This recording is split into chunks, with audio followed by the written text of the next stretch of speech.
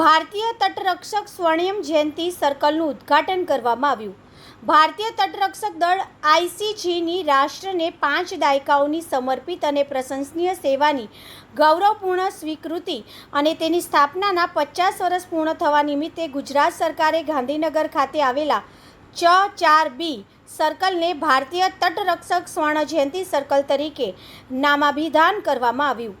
ભારતીય તટરક્ષક સ્વર્ણ જયંતિ સર્કલનું ઉદ્ઘાટન ગુજરાતના નાયબ મુખ્યપ્રધાન હર્ષ સંઘવીના હસ્તે કરવામાં આવ્યું।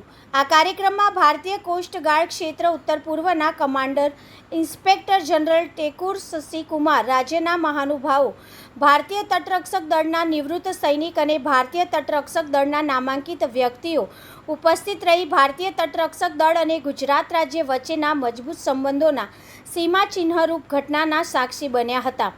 આ સમગ્ર ભારતમાં ભારતીય તટરક્ષક દળને સમર્પિત કરવામાં આવેલું સૌપ્રથમ સર્કલ છે। ભારતીય તટરક્ષક સ્વર્ણિમ જયંતિ સર્કલની રચના ભારતીય તટરક્ષકની બહુપક્ષીય કામગીરી, ક્ષમતાઓ અને કાયમી ભાવનાના પ્રતીકને રજૂ કરવા માટે વિચારપૂર્વક કરવામાં આવી છે અને તેને સાકાર કરવામાં આવ્યું છે। આ સર્કલ મુખ્યત્વે ICG offshore petrol vessel OPV દર્શાવે છે, જે ગુજરાતના સમુદ્ર કાંઠા અને દરિયાઈ સરહદોના નિવારણ, સમૃદ્ધિ ક્ષેત્રમાં પ્રભુત્વ અને રક્ષણનું પ્રતીક છે। તેમાં એક ડોનિયર એરક્રાફ્ટ અને એડવાન્ટર લાઇટ હેલિકોપ્ટર બતાવવામાં આવ્યું છે, જે આઈસીજી ઉડ્ડયન પાકની ઝડપી પ્રતિભાવ ક્ષમતા, હવાઈ દેખરેખ કૌશલ્ય અને સમૃદ્ધિ અને કોસ્ટ ગાર્ડ દ્વારા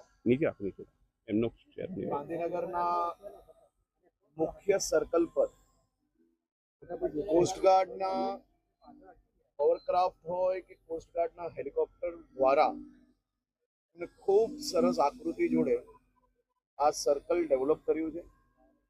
અહીંયાથી આવતા જતા બાળકોને અને ગાંધીનગરના રહેવાસીઓને કોસ્ટ ગાર્ડની કયા પ્રકારની પ્રવૃત્તિઓ હોય છે, કોસ્ટ ગાર્ડ દ્વારા કયા પ્રકારે કામગીરી કરવામાં આવતી હોય છે, એમાં કયા પ્રકારના હેલિકોપ્ટર, બોટ્સનો ઉપયોગ થતો હોય છે, તેને ખૂબ સારી રીતે સમજી શકાય એ પ્રકારનું સર્કલ અહીંયા ડેવલપ કર્યું છે। કોસ્ટગાર્ડને, ખાસ કરીને કોસ્ટગાર્ડના આખી ટીમને હું રાજ્યના તમામ નાગરિકો વતી આભાર માનું છું।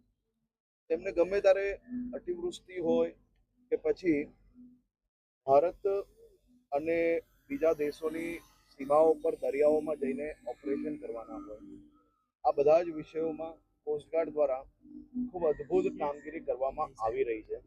અનેક એવા ઓપરેશનો જે આપણે સૌ લોકોએ નજરે જોયા છે, સાંભળ્યા છે, જે પ્રકારે કોસ્ટગાર્ડ અને ગુજરાત પોલીસે સાથે મળીને ભારતની સીમામાં ઘૂસતા ડ્રગ્સ પકડવાનું એક અદ્ભુત કાર્ય કર્યું છે।